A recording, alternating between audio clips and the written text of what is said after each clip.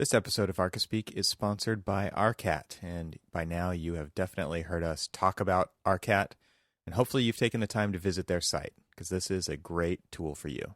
From small architectural firms to government agencies, everyone can benefit from what they've created. Arcat has huge libraries of free content. Big, massive, right? Enormous. Ginormous, right? That's a word. That's Ginormous. Officially a word now, right? I think it is. I don't know when that happened, but anyway, so we have CAD, BIM, specifications, and more. Not we, they do. Arcat, that is. And why is it important to you? Because Arcat has done all of the work for you. I need a spec. You need a spec? Yeah. So it's in the CSI 3-part master format, available in multiple file formats. And this is just one example. Arcat has tons of building product content ready for you to use. And guess what? It's all free to use. You don't have to register to download content. I don't know about you, Evan, but that's a big time saver for me.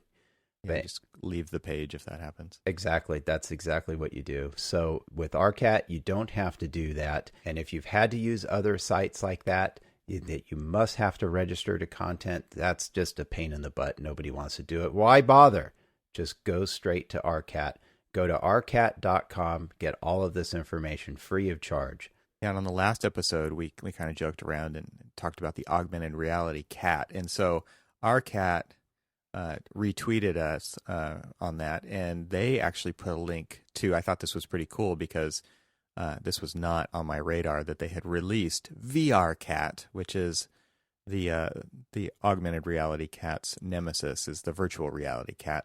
And it's pretty cool. So if you guys have a Vive headset or an Oculus, head over to the Steam store and you can pick up VR Cat and you can design in 3D. And it's a pretty cool tool that Arcat has put together. And I love the play on the logo with the VR Cat. So check it out. We'll put a link to that in the show notes, just as a little bonus there as well, because it's pretty cool. So thanks Arcat for sponsoring this episode of Archispeak.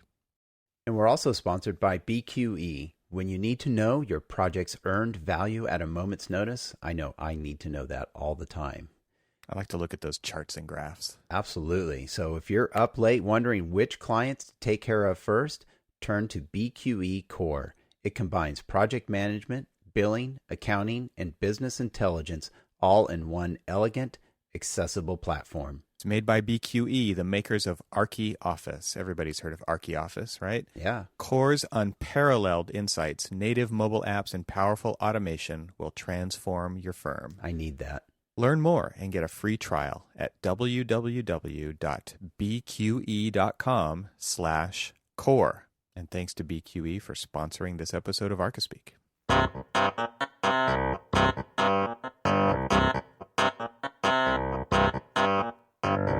Welcome to Archispeak, the podcast that talks about what it's like to work in the profession of architecture.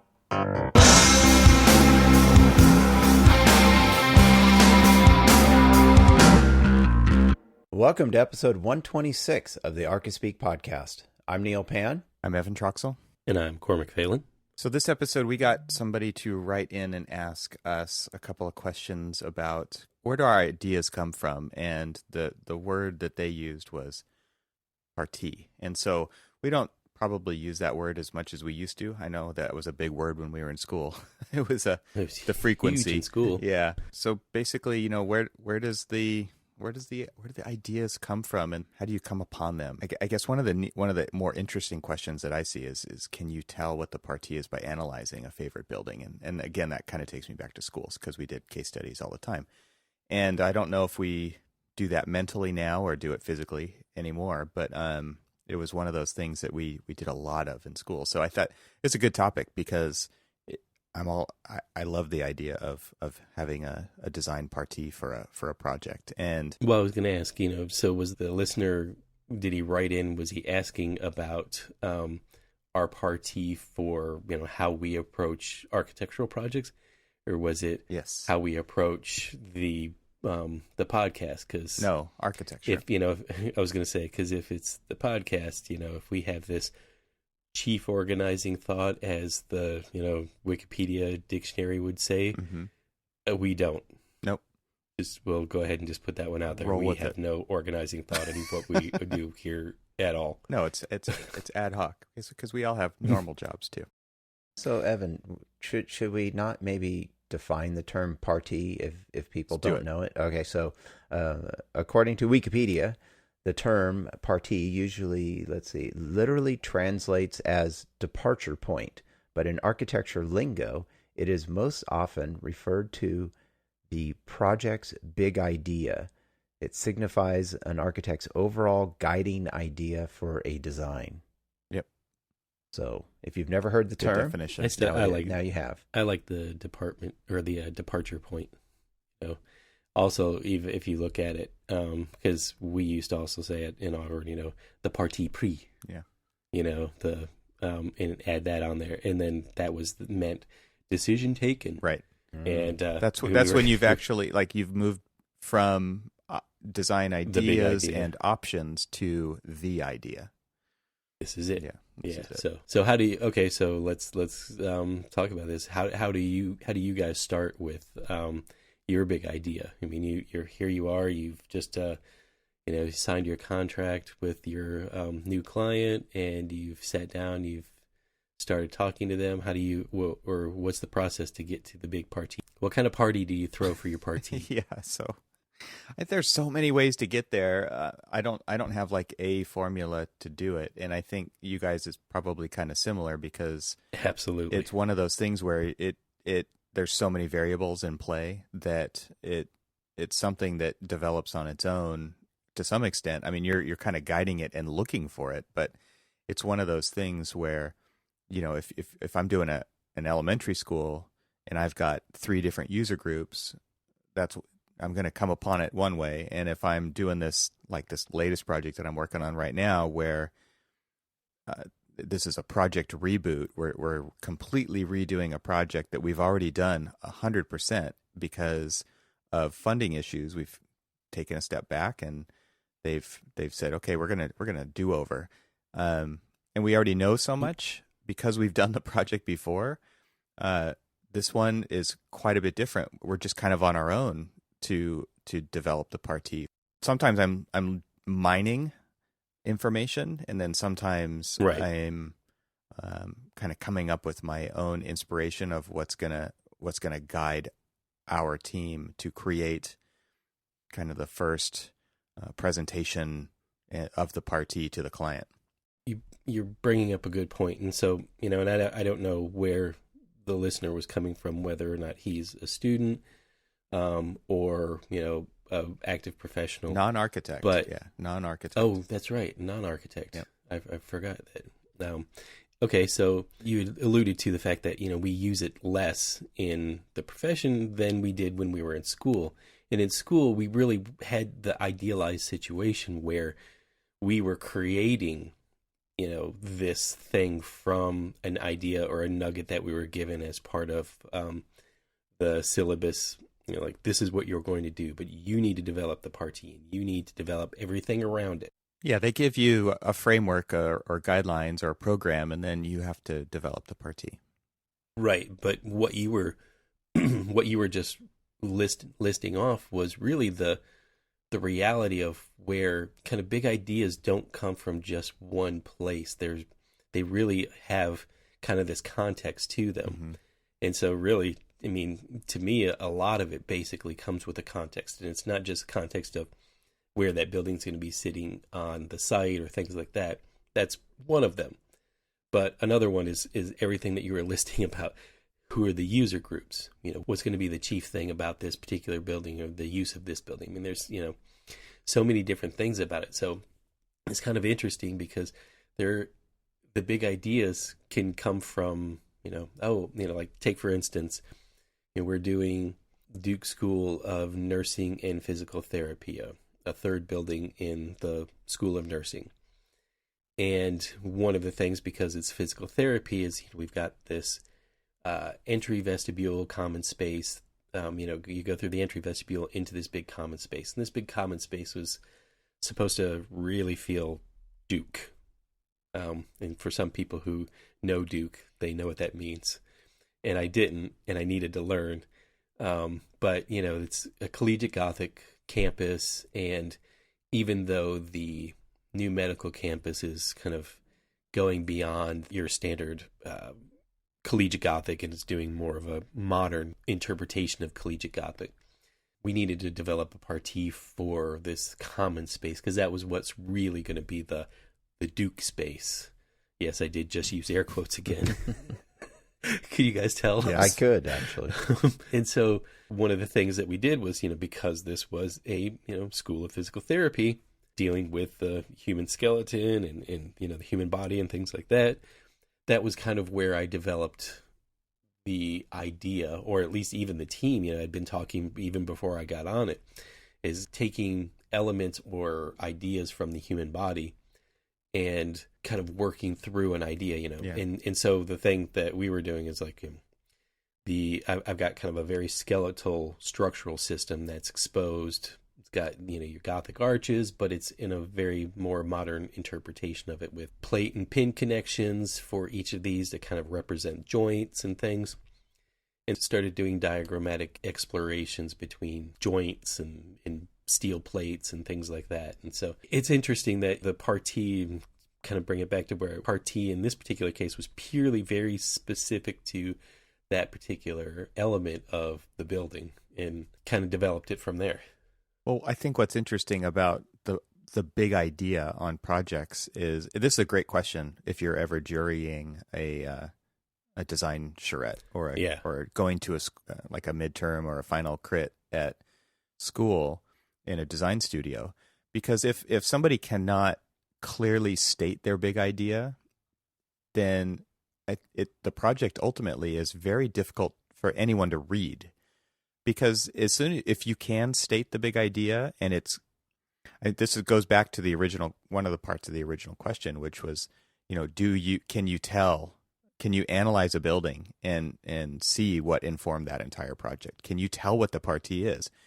And I think good buildings are readable by not only architects, but by the general public as they go through the space. If they can figure it out, then that's a successful translation from beginning to end of a strong partie. And so what is a partie? How is it manifested? Is it, because I think it doesn't just have to be a drawing, although typically in architecture it could be a sketch, it could be a diagram, it could be a 3D diagram, it could be a 2D diagram, right. But it could also be like just a sentence. It could be written. I think there's so many ways to kind of start. So like when you go back and you think about where that big idea came from, sometimes it's just words and thoughts, or sometimes it's a collage of similar images. Sometimes it's, I don't know, there's so many, it's sketches in a sketchbook. But I think what's interesting is, it should be a common thread. And the way that in my work that it really is a useful tool, I guess, not just a foofy architecture thing that only architects talk about, is that it is something that you can go back to and always use as a guiding principle for the building and say, is this true to the original idea? Is this true to the big idea? That helps us make sure that we're on the right path throughout the entire thing. It helps you make the right decisions because it all has to be grounded on that big idea. It was not a very eloquent way to say that, but it's interesting. I don't know how you guys do it in your office, but one of the things that the principal in charge, every time we have a pinup and we're going through, design changes and things like that, one of the things that he always says is, what's your big idea? Have you lost it? Is it still apparent in, all these multiple changes, like you were saying earlier? Now we're layering all these different user groups, on this and stuff. And has that kind of lost the big idea, or is the big idea still maintained throughout the process? And those are, it's great to kind of like continue to keep talking about that and make sure that that's kind of, part of the, part of the idea. I think it's a central focus of the presentations with the client so that everybody's on the same page. Otherwise, that it's way too easy to lose when somebody's special interests get involved. So that's actually where I was going with it, is that, so it's great that this particular question came from a non-architect, because we have these pinups and we talk about, the big idea. all the time, and how, you know, the big idea is still relevant or not relevant and stuff like that. And so, but we understand it, and we're looking for it, and we want to make sure that we as architects and designers and stuff are making that it's still coherent all the way through. But because this was a question that came from a non-architect, and actually does that big idea resonate with them? Right. Is it still relatable? Understood. Yeah. Exactly. Do they understand what it means? And if it's still throughout the whole process relatable for them, that's really where the success of the building is. Yeah. It's an interesting thing because I see a lot of architects who, we've talked about this before, designed by Google. In that episode, we talked about pulling a bunch of images together of a bunch of different things that you like. And, you know, who cares if you really like it? I mean, it's one of those things where you're pulling a bunch of elements off of different buildings and slamming them all together and making something. I mean, that's not design with a Parti in mind. I mean, the language is in service to the idea. Ultimately, it should be for that kind of clarity that you want to reach with the project. Otherwise, it is incredibly hard to read and understand by not let alone architects, right? But actually the people, the users of the building. It often manifests in a diagram, and we sometimes now we just call it what's the diagram, right? We don't even say the word Parti anymore, but it is a Parti diagram. Right. If you go to like Big's website, their whole front page, at least it used to be, I don't know if it still is, was like this periodic table of diagrams, and because their buildings are all about the diagram. You know that also when you go visit the diagrams. And I think the best types of architecture, and I'm kind of thinking about where you live, Cormac, you know, the Washington, D.C. area, when you go to Pay's Museum, or if you go to the Goog up in New York, or if you go, you know, it's incredibly clear what the idea is in these great kind of master works of architecture. And I think that's something that we all strive for when we're creating our clients' projects. And that's when, so like the clarity of the diagram was really something that we had talked about as part of like the big idea. Again, you got all these different user groups who've got all these different constraints that are overlying, you know, this one general idea and this big idea, and how it was, you know, maintained through it. And so, as you're saying, like when you can go into a building and you can immediately pick up on like the clarity of the idea, you know, like this big idea. So like, let's just use the Pay National Gallery. You go in there and you're into this big central space, and everything kind of, much like the Guggenheim, everything kind of radiates off of this big central space. But so you go in there, but the circulation is very clear. Everything that kind of like the idea, the decisions, let's go back to the big idea, are all very clear in the building. So you don't have to guess at what it is, what it does, and what you need to do to kind of interact with the building. And it doesn't mean the building has to be simple either. It could be incredibly complex. Absolutely. I think some of my favorite examples are what Todd Williams, Billy Chen do. I mean, they actually have these diagrams usually embedded into the building at some point. Like when I went to visit the Neurosciences Institute in La Jolla, I mean, they actually have bas-relief castings in the concrete of the Parti diagrams. And they're kind of like fun to go find because it's like a little treasure hunt, right? Cool. They're little Easter eggs. And I have some pictures of them. I'll post it in the show notes so you can see. But think of the Salk Institute, another fantastic example of a very clear Parti. Yes, it presents itself as simple, but it is incredibly complex to get to that point. And it takes a level of complete understanding and mastery to actually pull it off at that level. Don't you think that, I think the successful Parti, let's use it, is that the complexity has been thought through so completely that it becomes very simple. Yeah. That, you know, you've seen all of the different ideas and how it works, and because it's such a complex building, to make it really work and really, because we're not designing for architects, we're designing for the everyday user, or in this particular, like the Salk Institute, you know, this is a scientific research center, and so it's got to be very simple so that they don't have to struggle to get to their, you know, wherever they're working or wherever they're doing their research, because you made an overcomplicated building or, you know, something. So take all of the complex things about it. I mean, distill it down and make it work so simply that they don't have to struggle at the work that they're doing within the building. Sometimes it's a really refined diagram, but sometimes it's just a sketch, right? Sometimes, like I think about Gary's work, and you look at kind of the initial sketch and then the final outcome of the building. No matter what it is, I mean, you can always see the seed of that idea in that sketch, and sometimes they just look like, wadded up paper on the desk or whatever, right? But it's amazing how it does translate, and I think for a non-architect that might be kind of hard to see, but for those who are kind of used to it, it's like, that's really cool to see that kind of make its way through the entire project, even starting off as the most simple, fragile single lines on a page turning into a building at the end. I mean, those people who work in Gary's office work incredibly hard to ensure that intent makes it all the way through to the end, from that crazy sketch in the beginning, that napkin sketch. I can only imagine. But I mean, we do it as well. And if you think about it, when you start off with a project and you're kind of doing these real quick sketches with the client, and you're talking about, well, it could be this or this or this.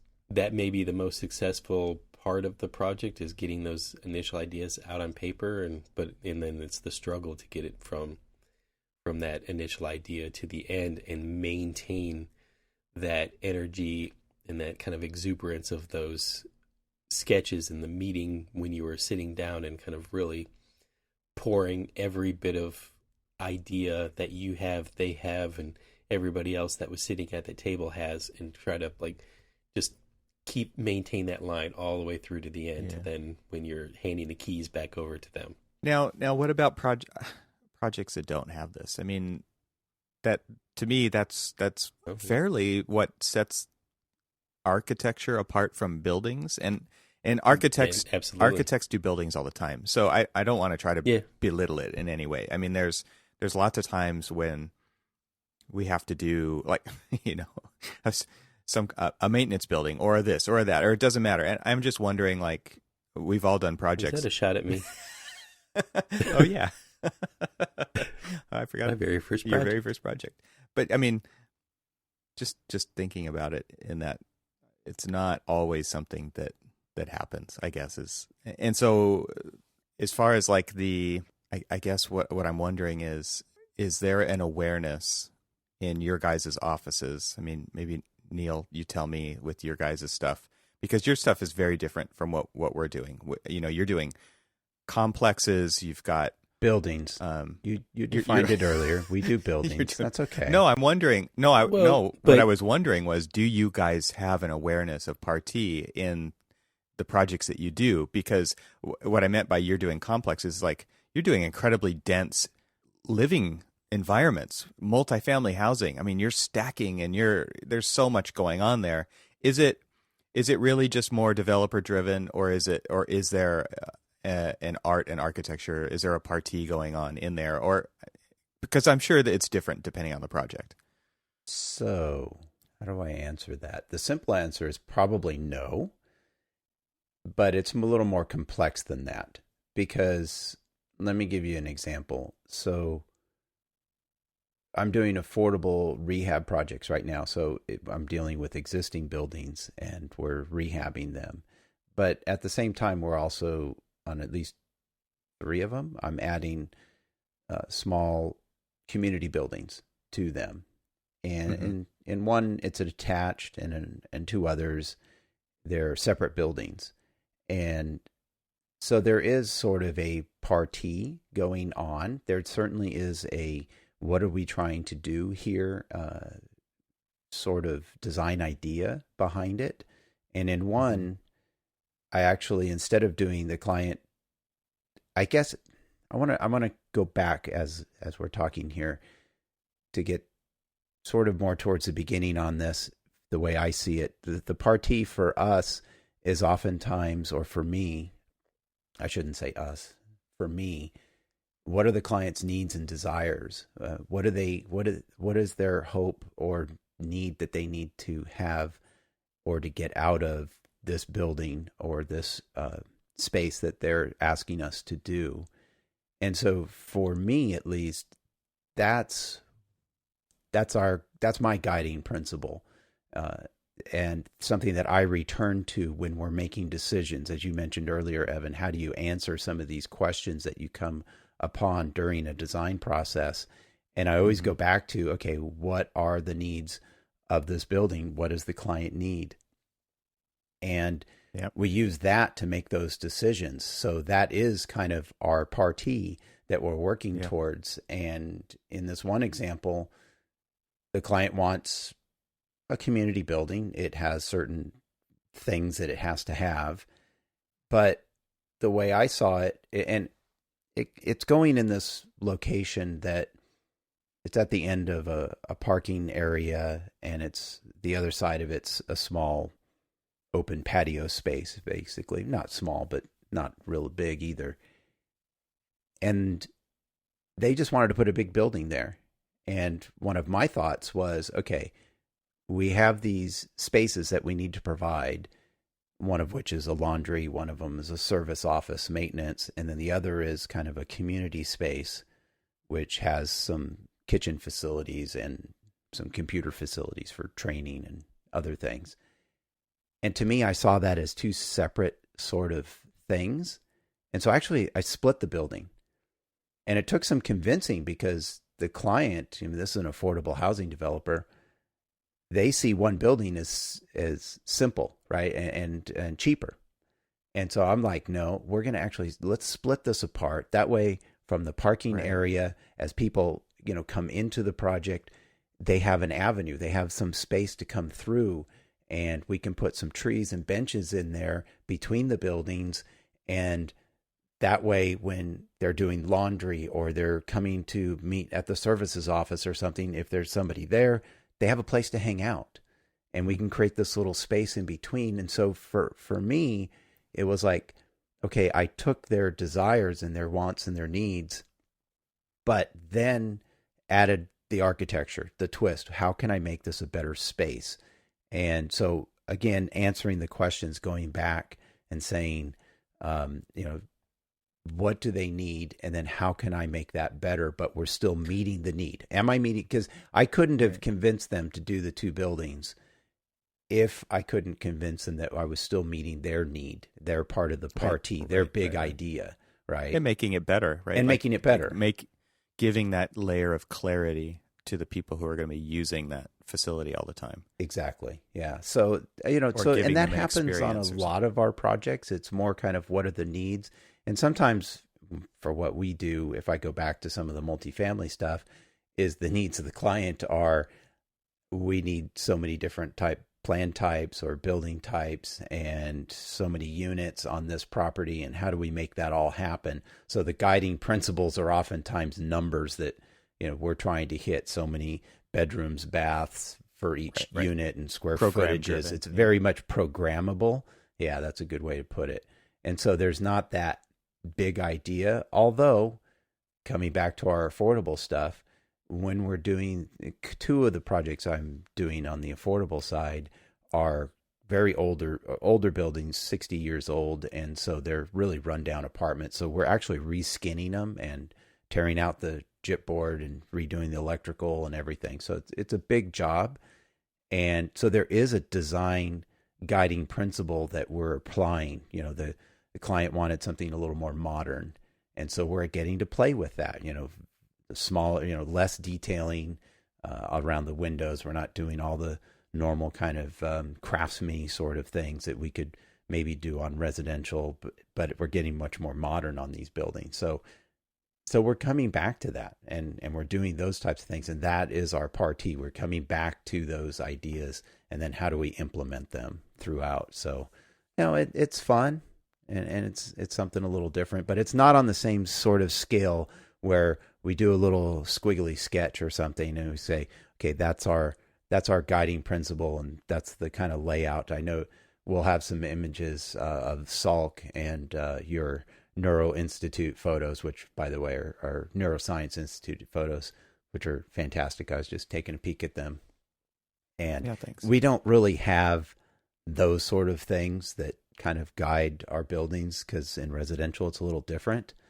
But that can happen. I mean, I've done stuff like that before where, you have this design idea at the beginning, and it could be just a sketch, and you can see how that you want to keep that in there throughout. So, and sometimes that's frustrating when your client changes something, and it's like, oh, now I've lost that. So that's a challenge. I was going to say, or you just try your damnedest to try to convince them that why you want to keep that kind of like that Parti or that kind of like governing thought, which is usually proves to be probably the biggest challenge in anything, is when we're trying to convince them that, you know, this whole idea, this governing thought that we've been trying to push all the way through the design, and it comes back and it's maybe a little bit more expensive than we thought it was going to be, trying to maintain and hold on to it. I just threw an image into our show notes because it had when we all went to the Barnes Foundation building back in Philadelphia at the last AIA convention that we went to. Love for that building. There's a recognition plaque. I think it's like a stainless steel plaque or something. It's out in the courtyard, and it had all of the individuals who were part of the design and construction of that.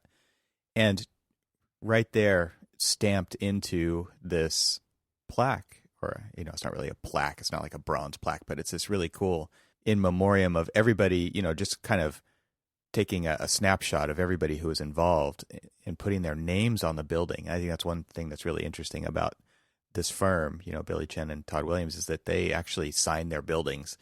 And this plaque also puts a name to everybody who worked on it. But right there on the plaque is a Parti diagram. And I like that. It's just a neat architectural way to kind of bring it all back together and explain that, show, I guess, how that did make it all the way through. It's pretty cool. So Cormac, what about you guys? You guys have like this open awareness about the Parti? Yes, in fact, actually, that, like I said, you know, one of the first things that we talk about is, what's the big idea? What are we trying to convey? We know what kind of building it's going to be. We know it's usually been something that may have been spawned off on one of our planning efforts or things like that. So, you know, there's this governing idea of how it fits into the overall long-term vision.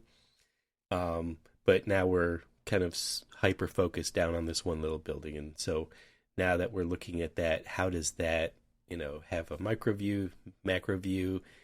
And so then how does like that talk to everything else? And it's just so, yeah, actually the great thing about our principals in charge are they're very hyper aware of the big idea. The difference between, you know, and I was going to mention this with Neil, is like the difference between some of the stuff that we're doing and some of the stuff that you're doing is we're doing one-off buildings. Mm-hmm.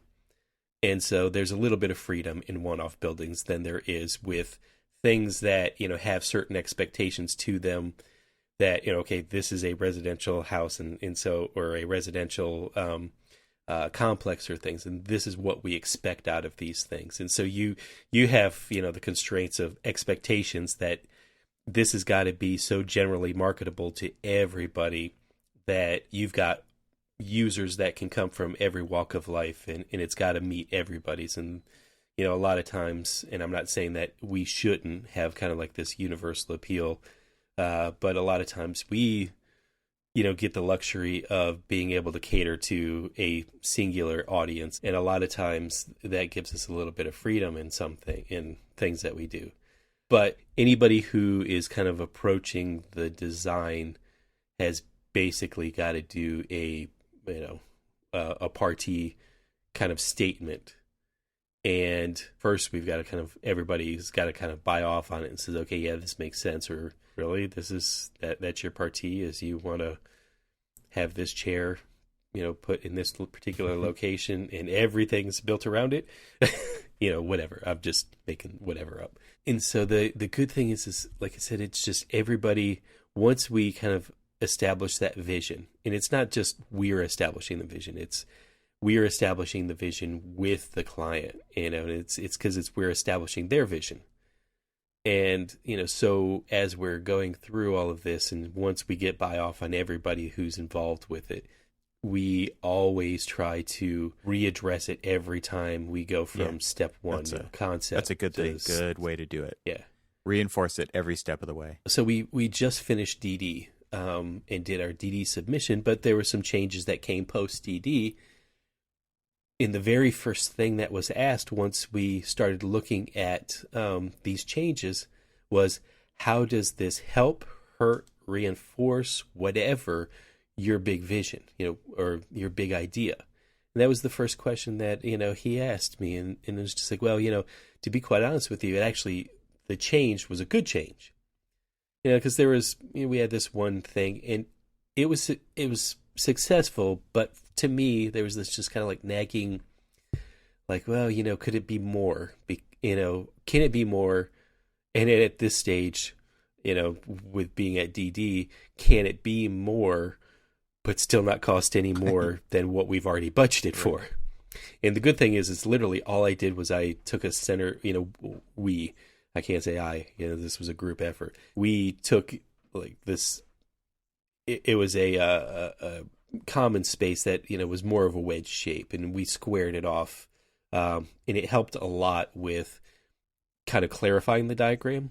It helped a lot with clarifying the structural diagram, detailing and things like that. It helped out a lot.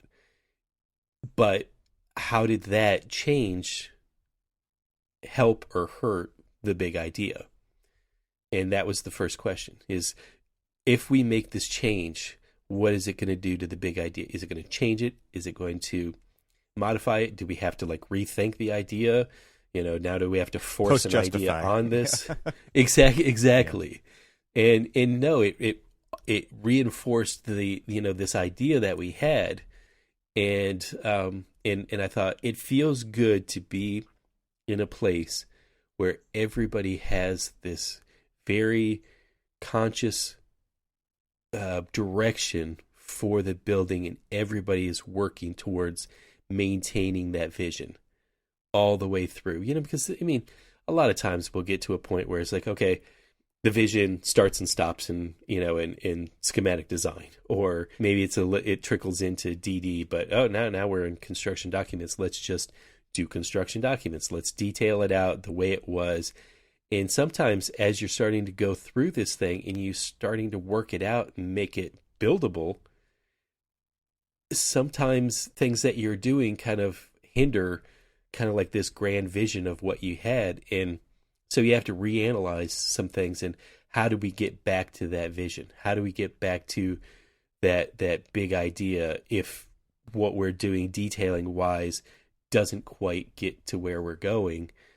Then you kind of reanalyze it. But the good thing is that you're reanalyzing all the way through and making sure that it's working. Yeah. And so that's been very encouraging at ASG, is to really, every single person in there actually gives a shit about what the big idea is at every single point, even in specs. Even in specs, when you're doing just what sometimes is considered one of the most mundane things, is how are these specs supporting the big idea? I had an example this week where I went and presented basically a Parti to the client for the first time. It was this project that we're redoing, and it's completely different than anything we've done before with this client. And I was, you walk in there and this idea is vulnerable, right? It's the first time they're going to hear it.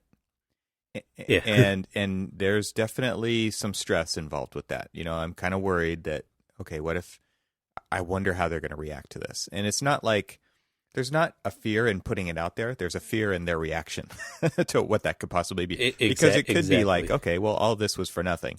Go back and start over. And the hope, obviously, is that doesn't happen. But I think what's interesting is that clients, I guess was what I mean by people, is that people who don't do architecture are wanting to latch on to something like this because it creates that story that they can get involved with in the project. They get to be a part of that. And when you can get it to its most clear terms so that it's totally understandable and they can latch onto it, they run with it. And they'll take that story and they'll tell everybody else, and it'll get those people excited about the project. And so when I'm going, I'm doing this little field house, and it's for the football team for this college, and I'm trying to give it an identity, right? It's like, okay, we don't have a lot of money to work with. But what can we do to not just make this the most basic building and actually make it their home on the campus? Because I think what's important, I guess the reason I'm bringing this up, is that even if you have extremely constrained budgets or site conditions or whatever it is, it doesn't matter what it is. Maybe you've got an extremely limited materials palette. There's still ways to get that big idea in there. And you don't have to spend a lot of money to do it. I think something that scares a lot of people away from practicing this way is that they just have some kind of a sense that it's more expensive to do this. And people don't want to spend extra money, right? Everybody's got a tight budget. So how do you make something interesting, meaningful, whatever, when you have these constraints? And so that's kind of our job, right? It's to figure out how we can do that. And so once I explained this idea, they were like, yes, let's do this. I mean, it was so one-sided. It was so black and white. It wasn't wishy-washy at all. It was like, I love this. I never thought we could have done something like this with the numbers that we're talking about. And so, and it was because I went in there very informed. I had already met with a structural engineer and a mechanical engineer before we even talked to the client for the first time, just to make sure that we felt like we could deliver what we're going to talk about. And so that confidence obviously helped me in my presentation reinforce that. But it was one of those things where it was like, okay, are you going to think this idea is really stupid? Or are you going to flip the other way, which I'm hoping, which is, yes, let's do this. This is the direction, and this is what we're going to tell everybody the direction is. And I think, again, it just kind of helps reinforce when you can make a clear idea stand out like that, that client or that owner jumps on it and owns it from then on out. And the cool thing about that is if you were to come back later and have that Parti all screwed up, they would be like, but what happened to the idea? Like, where'd that go? And so it keeps us all accountable now to make sure that happens. And because the owner's expecting it and they want it. And I think that's kind of an interesting thing about architecture that might be different from other art forms, where because they're so involved in the process the whole way through, that they have this expectation that it happens. Whereas like if you have some other art form where it's just kind of the mind of the artist, it's all on them to make sure that it happens. And if it doesn't, well, nobody knew about it. So there won't be any questions anyway. It's kind of rewarding to have done all of that work ahead of time, to then to present this idea to them, and them, you coming in with such clear thought and such a well laid out idea, and kind of putting their big concerns, obviously, well, this is great, but can we afford it, kind of thing, and putting that immediately to rest by saying, yes, you can afford it because this is what we looked at this, and to make sure we didn't want to present you something that was unachievable, because that's always like the most fearful thing is, you're presenting these big, great, grand ideas, and are they achievable, or are they something that's just going to kind of fall apart as you start to develop the budget? Or you get, say, like a CM on board, and he's like, well, you remember how you wanted to do this? Well, you can't because you can't afford it. Yeah, that was the thing with this particular presentation. It was like an owner's rep and a CM in the room. Those were the two people I'm presenting to. And it's like, if anybody's going to say no, it's going to be one of those people, right? Right. And right. so that's kind of the scary part about it, I think. And so when you get both of their heads nodding, the CM's going, yeah, this is totally doable. I think this is the right direction. And the owners, that's just awesome. It is an awesome feeling, and it doesn't always go that way, but when it does, it's hopefully, that's the goal, right? It's one of those things. And I think what's fun at the end is to compare that final product with that original diagram, and you've got that story that connects those two dots together. And if the client knows that whole story, which doesn't always happen in public work like this, so there's a lot of swapping in and swapping out of people, and the guard changes quite often. But if that doesn't happen, if it does stay, I mean, it's just one of the best, most rewarding things about doing what we do is when they say, this totally goes all the way back to that sketch or that diagram. And I think that's what makes it such a strong, rewarding statement, is when they can see those two dots getting connected and they get to tell everybody about it. And then all those people get to say, that story lives with the project. And because people want to be a part of that story. It's a really neat thing to experience at the end. And I think as architects, we see this. When I was in Scandinavia over the summer, I'm looking at Aalto's buildings, and I can totally see it because architects document stuff, right? So luckily, we've got those original diagrams, and we can go experience the final outcomes, and we can connect those dots. But in the projects that we do, we're really relying on the people who are going to be in those buildings, and they are the ones who are going to tell that story to all their colleagues and the other users of the buildings. And then that, I think, really determines a lot of the success of the project. So it's not for nothing, right? To do all this and to think about this and to do this, what probably a lot of people think is a foo-foo type of stuff that they don't want to waste their time doing. It really does have a lot of usefulness and meaningfulness to the final outcome and overall success of the project. Right. Absolutely. Well, did we beat that topic to death? I'm sure there's a lot more we could say, but I'm not thinking of it at the moment. All right. Well, before we go, we'd like to thank our episode sponsors. First, we have ARCAT. Check out all the features they offer at arcat.com. We're also sponsored by Core, powered by BQE. Core revolutionizes the way architects manage projects, time and expenses, billing, and accounting. Core saves you time while giving you the visibility, flexibility, and power you need to grow your firm. Learn more and get a free trial at bqe.com/core. And hey, do you want more Archispeak? Then visit archispeakpodcast.com, where you'll find links to our catalog of episodes. And while there, make sure you sign up for our newsletter. By doing so, you'll be notified when an episode goes live, and it will include links to everything we mentioned in that show's episode. To stay in contact between episodes, check out our Facebook page or hit us up on Twitter. You can find links to those accounts over at archispeakpodcast.com. Remember to tell a friend and stay subscribed, everyone. And thanks for listening. Thank you. Bye. I joined the choir to sing. They're all competing for some other thing. I joined the choir to sing.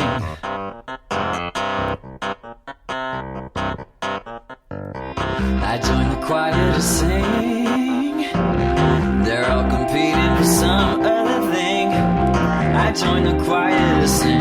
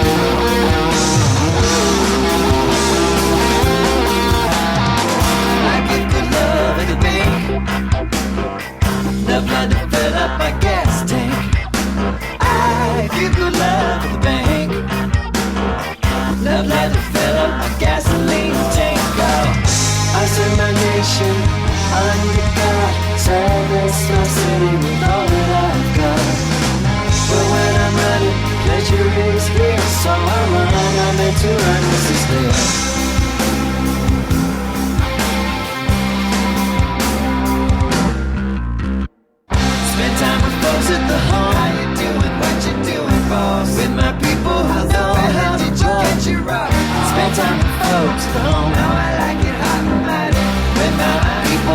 all